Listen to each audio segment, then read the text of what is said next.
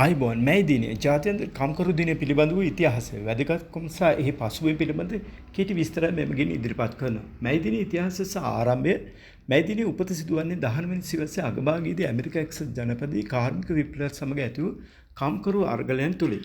පැය 8 වැඩ දිනය 1880 දශකයේදී කම්කරුන්ට දිනකට පැය 10 සිට 16 දක්වා ඉතා දුෂ්කර තත්ත්වයන් යටතේ වැඩ කිරීම සිදු වුණා. මේට එරෙහිව පැය 8ක වැඩ පැය 8ක විවේකයේ සහ පැය 8ක විනෝදය යන සංකල්පය මත පදනම කම්කරුවන් සංවිධානය වුණා.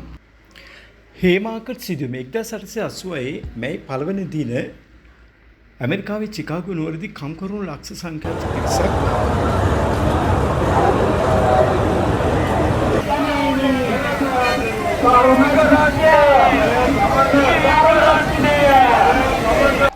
වැඩ වර්ජනයක් ආරම්භ කරා. මැයි 4 වන දින චිකාගෝහි හේමාකට් චතුරස්‍රයේ පැවති සාමකාමී රැස්වීමකට පොලිසිය මැදිහත් වූ අතර එහිදී සිදු බෝම්බ පිපිරීමක් සහ ඉන් අනතුරුව ඇති වූ ගැටුම් වලින් කම්කරුවන් කිහිප දෙනෙක් මිය ගියා.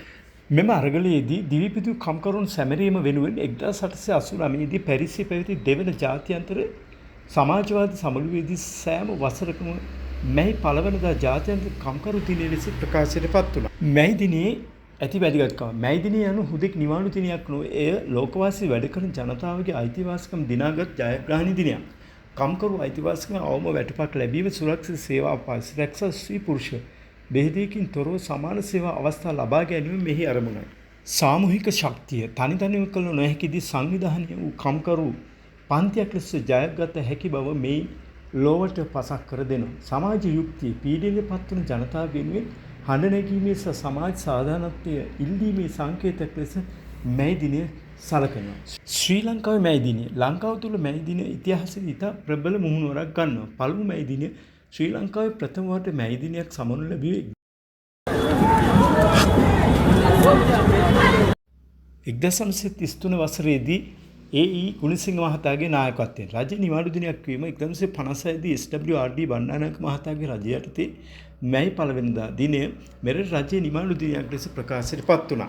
මෙහි දේශපාලන මුහුණුවර වර්තමානයේ වන විට ශ්‍රී ලංකාවේ මැයි දින විවිධ දේශපාලන පක්ෂ සිය බලය පෙන්වන රැලි සහ පෙළපාලි පවත්වන දිනයක් බවට පත් වී තිබෙනවා. මැයි දිනයේ වර්තමාන ප්‍රවණතාව අද විට ලෝකයේ තාක්ෂණ දියුණුවත් සමග කම්කරු දිනයේ ස්වභාවයද වෙනස් වෙමින් තිබෙනවා. ඩිජිටල් ශ්‍රමිකයන් නිවසේ සිට වැඩ කරන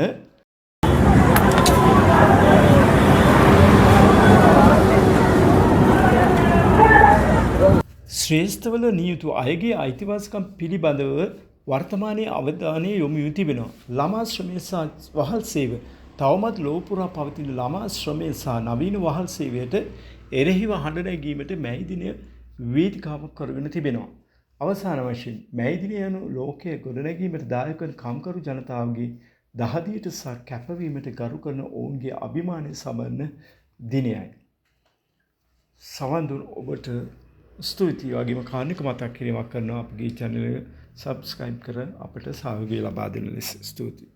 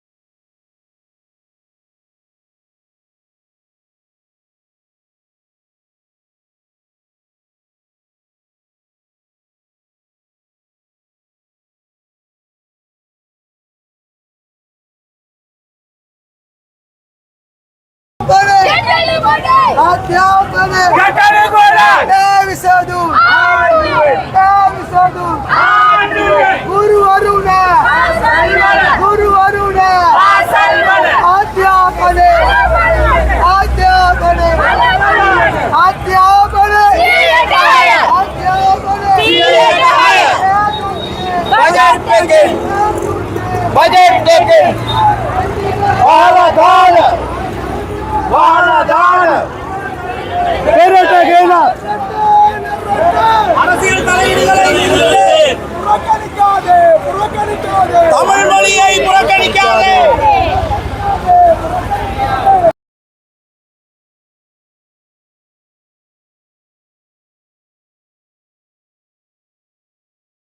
වෙච්ච දෙයට.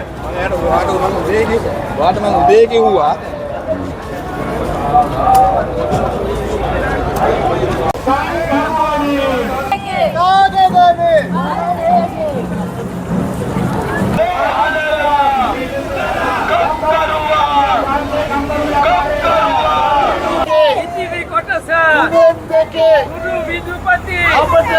Guru Vidupati Raja Seve Raja Seve Ramata Dila Ramata Dila Guru Vidupati Guru Bega